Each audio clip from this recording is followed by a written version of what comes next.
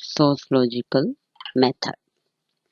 आज हम बच्चों पढ़ेंगे समाजशास्त्रीय पद्धति। पद्धति क्या है? जब हम किसी भी कार्य को करना प्रारंभ करते हैं तो सबसे पहले हमें उसकी क्या आनी चाहिए? मेथड आना चाहिए, पद्धति आनी चाहिए। और यदि हमें पद्धति नहीं आती है तो हम उस कार्य को सफलतापूर्वक सही रूप में प्रस्तुत नहीं कर सकते हैं।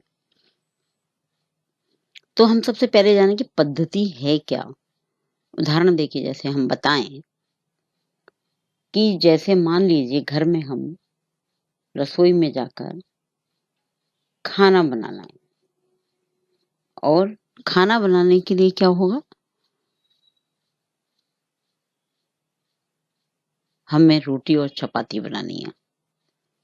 रोटी और चपाती बनाने के लिए, या रोटी या चपाती जो भी हम बनाएंगे, उसके लिए हमें किसकी आवश्यकता होती है? गेहूं की। गेहूं को फिर क्या करना पड़ता है? साफ करके, धो के। ये क्या है? एक हमारी पद्धति है, मेथड है। ऐसा तो नहीं होता गेहूं लाए और सीधे खा लिए। तो एक मानव में और पशु में यही अंतर है कि व्यक्ति किसी भी कार्य को एक पद्धति के जो बनाई हुई विधि है उसके द्वारा उसको करता है। पशु से लाता है, डायरेक्ट खा लेता है, लेकिन मानव गेहूं, बाजरा, मक्का, किसी की भी रोटी हमें बनानी है तो उसके लिए हमें सबसे पहला काम है उसके धो के साफ करना। साफ करने के बाद उसे चक्की में डाल के पीसना। अब आटा आ गया साफ पीस के। अब पीसने के बाद फिर भी हम डायरेक्ट नहीं खा सकते, फिर दूसरी उसकी पद्धति है ना, प्रोसेस है, चल रहा है एक के बाद एक। उसके बाद हमको क्या करना है? उस आटे में कितना पानी लगेगा उस पानी को डालकर और गूंथना है। गुथ गया आटा, लेकिन आटे को भी डायरेक्ट नहीं खा सकते। फिर हमारा प्रोसेस क्या है, या फिर हमारी क्या प्रक्रिया हुई या पद्धति क्या हुई? मतलब हमारे खाने तक आने तक जो एक लंबी प्रक्रिया चलती है वो ही संक्षेप में क्या है? पद्धति है। अब आटे को हम छोटी क्या करेंगे? लोइयां करेंगे। लोइयां करके उसका फिर तवे पे डाल के सेकेंगे बेल कर, और फिर वो फुल्का या चपाती या रोटी बनकर हमारे सामने आती है। कितनी बड़ा प्रोसेस है।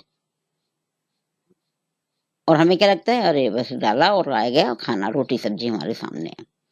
तो इसी तरीके से पद्धति क्या होती है? पहले किसी कार्य को करने का एक सिस्टम तैयार किया जाता है, व्यवस्था तैयार की जाती है, और जब हम उस काम को करते हैं तो उसी पद्धति से हमें करना होता है। तो समाजशास्त्रीय का कहना है, समाजशास्त्रियों का कहना है कि समाज के अंदर या समाजशास्त्र के अंदर हम जिन विषय वस्तुओं का जिस का भी अध्ययन हम करते हैं, और हमने समाजशास्त्र को क्या माना? इससे पहले हमने पढ़ा था परिपेक्ष कैसा है इसका? वैज्ञानिक है। हमने इसको विज्ञान माना है, विज्ञान की कसौटी पर इसको खरा उतारा है। तो समाजशास्त्र के अंदर हम जब कोई भी काम करेंगे तो हमें कुछ मेथड्स या विधियों का, पद्धतियों का प्रयोग करना पड़ेगा। और अगर हम उन पद्धतियों का प्रयोग नहीं करते हैं तो हमारा कोई भी अनुसंधान, सर्वेक्षण वो क्या नहीं है? वैज्ञानिक नहीं है। तो ये जरूरी है कि हमें इन पद्धतियों से गुजरना ही पड़ेगा। पद्धति समझ में आई? तो पद्धति जब हमारे दिमाग में बैठ गई कि पद्धति है क्या, अब हम आते हैं समाजशास्त्रीय पद्धति के। समाजशास्त्र के अंतर्गत कुछ विद्वानों ने अपनी परिभाषा में पद्धति को समझाने का प्रयास किया है। प्रोफेसर स्टुअर्ट, विज्ञान का संबंध वैज्ञानिक पद्धति से है, ना कि अध्ययन विषय से है। इन्होंने क्या कहा है कि विज्ञान का संबंध किससे है? वैज्ञानिक पद्धतियों से है। ये नहीं है कि हम विज्ञान का अध्ययन कर रहे हैं, बल्कि जो पद्धतियां विज्ञान के अंदर प्रयोग में लाई जाती हैं, उन्हीं पद्धतियों का प्रयोग हम किसमें करते हैं? समाजशास्त्र के अंतर्गत करते हैं। इसलिए ये अध्ययन के विषय से नहीं है कि हम अध्ययन क्या कर रहे हैं। कार्ल पियर्सन ने अपनी बात को कहा है, सत्य तक पहुंचने के लिए कोई संक्षिप्त मार्ग नहीं है। विश्व का ज्ञान प्राप्त करने के लिए पद्धति के द्वार से ही गुजरना पड़ेगा। अगर हमें सत्य की खोज करनी है, वास्तविकता का पता लगाना है, तो हमें विज्ञान के द्वार से, यानी कि पद्धति के द्वार से हमें गुजरना ही पड़ेगा। मार्टिन टेलर ये क्या कहते हैं? पद्धति से हमारा तात्पर्य उस अध्ययन विधि से है जिससे विज्ञान अनुभव सिद्ध अथवा प्रयोग सिद्ध ज्ञान की प्राप्ति के लिए अपनी आधारभूत प्रणालियों को व्यवहार में पाता है तथा अपने उपकरणों एवं प्रविधियों का प्रयोग करता है।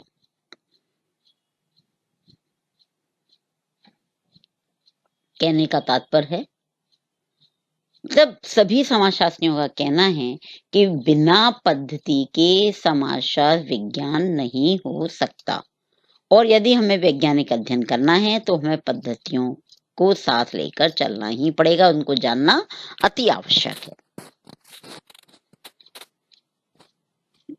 अर्थात संक्षेप में हम ये कह सकते हैं कि सामाजिक संबंधों प्लस सामाजिक तथ्यों एवं घटनाओं का अध्ययन क्या है? समाजशास्त्रीय पद्धतियों के अंतर्गत आता है। समाजशास्त्रीय अध्ययन पद्धतियां दो भागों में बांटी गई हैं। एक है गुणात्मक पद्धतियां और एक है परिणात्मक पद्धतियां। गुणात्मक पद्धतियां जहां हम गुणों का अध्ययन करें, और परिणात्मक पद्धतियां जहां हम परिणाम का अध्ययन करें, क्वांटिटी और क्वालिटी। ये किसने कहा? ये दो भागों में किसने बांटा है? हेनरी पाइनकर ने। पहले हम देखें कि गुणात्मक पद्धतियां क्या हैं, क्या होती हैं। गुणात्मक पद्धतियों में आता है कि जो हमारे व्यक्ति के अंदर जो गुण होते हैं, उनको हम क्या नहीं कर सकते हैं? अपनी नेत्रों के द्वारा, चक्षुओं के द्वारा उनको हम देख नहीं सकते। और जिस चीज को हम देख नहीं सकते वो क्या कहलाती है? अमूर्त। तो इसलिए गुणात्मक जो हमारी भावनाएं हैं, हमारे संवेग हैं, हमारे गुण हैं, उनको हम देख नहीं सकते, सिर्फ उनका अनुभव कर सकते हैं। इसलिए जब हम इनका अध्ययन करते हैं तो हमें गुणात्मक पद्धतियों का प्रयोग किया जाता है या प्रयोग में लाते हैं। तो ये कैसा अध्ययन हुआ? अमूर्त तथ्यों का अध्ययन हुआ। इसमें कौन कौन से आते हैं? जैसे अमूर्त तथ्य, सामाजिक संबंध, मूल्य, धारणाएं, विश्वास, प्रवृत्तियां आदि। इन घटनाओं का जब हम अध्ययन करेंगे तो हम कौन सी पद्धतियों का प्रयोग करेंगे? गुणात्मक। गुणात्मक पद्धतियां कौन सी हैं? आगमन एवं निगमन विधि, वैयक्तिक जीवन अध्ययन पद्धति, समाजमिति, सामाजिक दूरी का पैमाना और सामुदायिक अध्ययन पद्धति। समझ में आ गई? ये अध्ययन पद्धतियां बताई हैं कि आगमन और निगमन विधि, केस स्टडी वैयक्तिक जीवन पद्धति, समाजमिति सोशियोमेट्रिक, और सामाजिक दूरी का पैमाना, सामुदायिक अध्ययन पद्धति। इसी के जस्ट विपरीत, जिसको हम अपनी नेत्रों से, चक्षुओं से, आंखों से देख सकते हैं, जिन्हें हम छू सकते हैं, वो कौन सी होंगी? मूर्त तथ्य। वो कौन से तथ्य हैं? मूर्त तथ्य हैं।